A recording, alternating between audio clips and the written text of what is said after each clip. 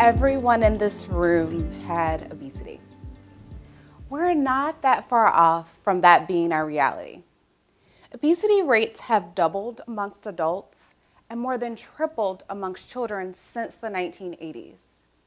Therefore, obesity is a serious public health concern and considered an epidemic in the United States. Now, before I talk a little bit more about why it's an epidemic in the United States, it's really important that we understand what it is that I'm talking about whenever I say obesity. In terms of adults, it includes their height and weight, and there are these classifications that range from underweight to obese, which is a body mass index of 30 or more. So I know there might be some side thoughts around, is body mass index really the best indicator of obesity? What about individuals who have more muscle mass? Well, that's only a small part of the population, okay? So in terms of the general population, body mass index is a good measure of obesity. So whenever I say obesity is an epidemic, currently 1 in 3 US adults have a body mass index of 30 or more. Also, I consider obesity to be like a gateway disease. It's associated with increased risk of other health conditions such as type 2 diabetes, hypertension, also known as high blood pressure, and heart disease, which is the #1 cause of death in the United States. So aside from these alarming statistics, there's another reason why I stand before you today really passionate about the study of obesity. And this one is a bit more personal. When I was 20 years old, college student, went in for my normative preventative care, my doctor said to me that I was overweight. And I was shocked. I was like, I don't think I look overweight, but okay. And also, my blood pressure was high. Again, in the back of my mind, I'm thinking like, I'm a college student. I'm probably just stressed about an exam that's coming up. Well, they continued to monitor my blood pressure over time, and it remained high. So here I was, 20 years old, and diagnosed with hypertension. I was also headed down the road to being another statistic. Do you know who has the highest rates of obesity? It's Black women. And guess what? I'm a Black woman. Okay? So I kept thinking to myself, like, what would lead a 20-year-old to be diagnosed with hypertension? I wanted to know, was it my weight? I mean, my doctor did tell me I was overweight. Was it my diet? I was a college student. I lived off of ramen and pizza. I know you. Or was it genetics?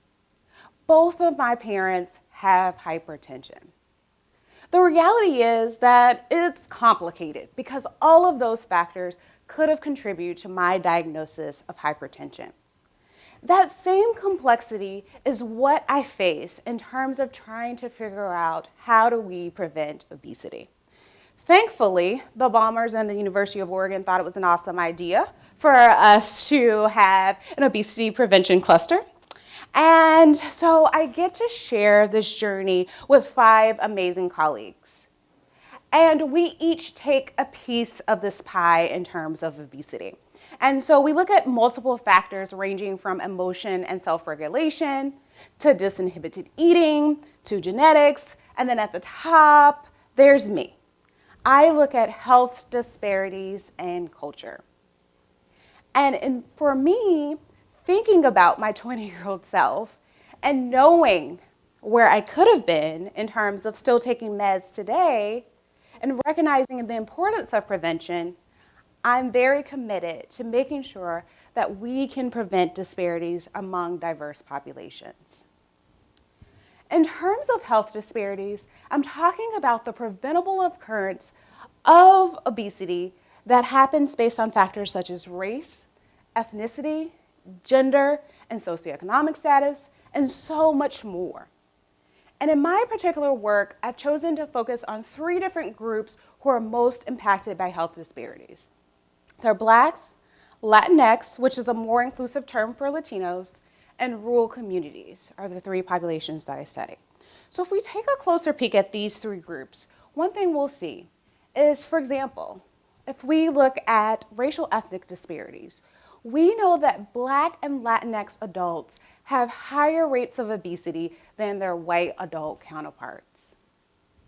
There's also this interesting race by gender, by income dynamic that goes on. And what we see is that for Black and Mexican American men, who have higher income, they have higher rates of obesity than those with lower income. But we don't see the same trend for women. For women, what we see is women, in general, women with lower income tend to have higher rates of obesity than those with higher income. Yet those racial disparities still exist. For example, Black women with lower income have higher rates of obesity than white women with lower income. Also, in terms of geographic location, we know that individuals who reside in rural communities have higher rates of obesity. And this graph demonstrates, in terms of if we look at self-reported body mass index, which we use to measure obesity, as well as measured, that we still see that trend. But that's not the shocking part about this. Only 19.3% of the population live in rural communities. So this is a significant disparity in terms of obesity. So, I think everybody in the room knows these disparities exist now. Do we believe in it? Now, the bigger question is, how do we eliminate those disparities? Well, that's the piece that we're working on. So as researchers, there's a couple of things that we're really clear about. One, we know that it's much harder to intervene once individuals already are diagnosed with obesity and other chronic conditions such as hypertension. Therefore, we really try and focus on prevention efforts. The second thing we know as researchers is that we cannot take a one-size-fits-all approach to identifying solutions for obesity. So let me give you an example. Let's say I had a weight loss program, and I implemented my weight loss program in a sample of white adults. And I might see on average throughout this course of this program a 10-pound weight loss.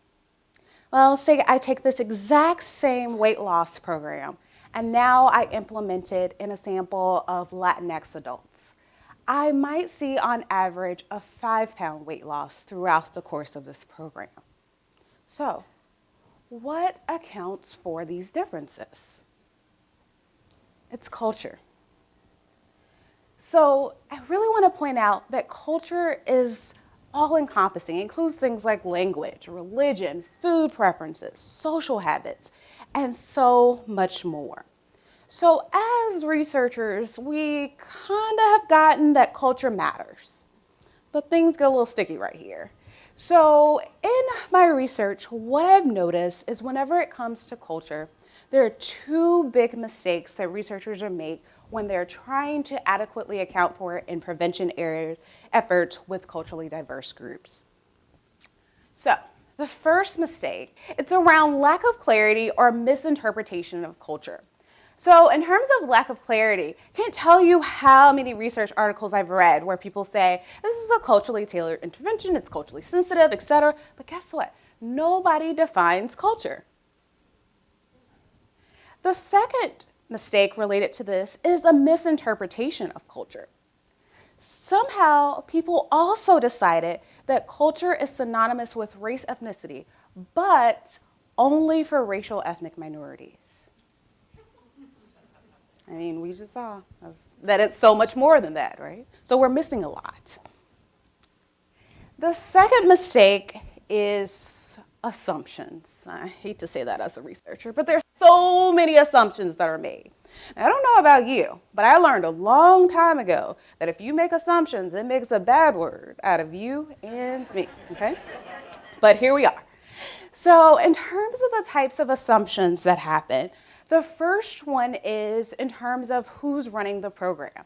So we should say, all right, we've gotten this, so we're going to have facilitators who are of the same race ethnicity as our participants. But we have to make sure we don't stop there. Let's say, for example, we have a facilitator who's from Spain and participants who are from Mexico.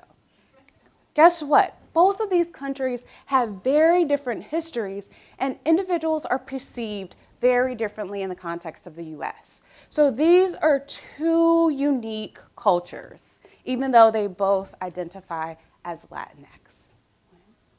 The second assumption is around what's important. What should we be talking about in terms of these prevention programs? And one of the things I notice is that food, somehow there's this misconception that food is universal. And we know that's not the case. For example, I'm from this small rural town in North Carolina. And one thing that my aunt and uncle make is crackling cornbread. Anybody know? Okay, all right, okay. And for the people who don't know what crackling cornbread is, it's basically like pork skins and cornbread. So basically everything is made with pork. Yes. So that's something that was unique from my cultural experience. So it's important that we think about these particular meanings. And one way we can get a better understanding of what's going on is if we just ask people. So what I did was I have a focus group with Latinx youth here in Oregon, and I asked them what's important for them. And just a sneak peek of what they told me was in terms of things related to their family values. So our first participant talked about how they were trying to be vegetarian and their parents put them down. I think that's a really important context to have if we're wanting to prevent obesity within this particular group. The second one, religion, is also important. And so this participant pointed out that during a certain time of year, Easter, that they don't eat certain foods. So as a researcher, I'm working really hard to make sure I don't make those same mistakes. And one thing I want to leave you all with is talk a little bit about some work I'm doing in a unique culture that has some specific challenges that has contributed to higher rates of obesity within this particular group. And this group is a predominantly white rural Oregon community here in Oregon. Now, some of you may like culture, but I think we got it by now, right? That just because they're a white population doesn't mean they don't have culture. Because I'm pretty sure that life in a rural Oregon community is very different than what it is right here in Portland, Oregon. And one of the distinctions that I notice with this particular community that I'm working with versus somewhere like Portland is grocery store access. So actually this map is deceiving because it seems like there might be 4 or 5 grocery stores in that community. There's actually one grocery store. The other ones are convenience stores. And so for me, I wanted to know a little bit more about this community. They have one grocery store. So are they having access to fresh fruits and vegetables? Well, the first thing that I found out from this community was a bit surprising. I learned that about 70% of the population were traveling 88 miles round trip to purchase their food. Yes. So only 26%, so that first green, were actually purchasing food within the community. And so I wanted to know, what was that about? And they told me because that the food at this particular store was more expensive, that the produce only expired after a couple of days, and that a lot of other foods were also expired. So now we're thinking about access at the community level right now. The other thing I wanted to know was, well, what do people have in their homes in terms of fruits and vegetables? So here's an example of fruits in people's homes. And what we see is that the most common fruits represented are things like bananas, apples, oranges. The other fruits are much lower. Another thing about this community that I see, there's a higher frequencies of raisins and dried fruit. Sugar, exactly. And so, I also wanted to know at an individual level what might be contributing to this. And one thing that I learned was lack of exposure. One of the community members talked about how shocked he was that some of the children hadn't experienced different fruits. He said they didn't know what a kiwi was, a kiwi. And so I think that really contributes. So in this particular community that I've shown, this is just one unique issue that they're facing.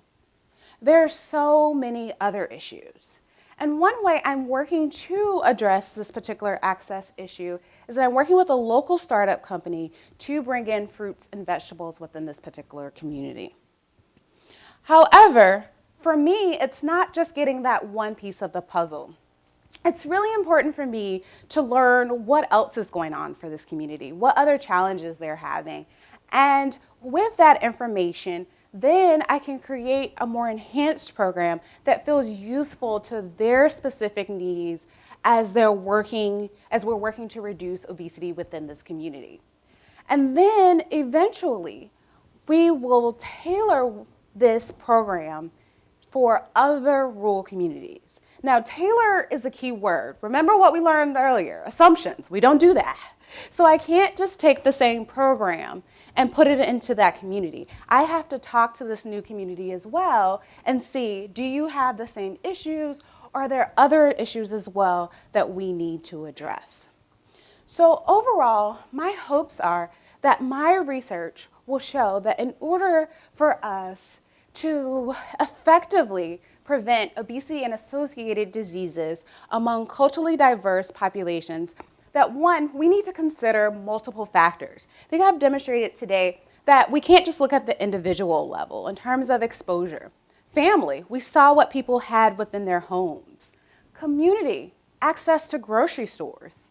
Society, well, there's a lot there around perceptions of obesity and so much more, all contribute to our understanding of obesity. And of course, we can't forget the other pieces that I've highlighted.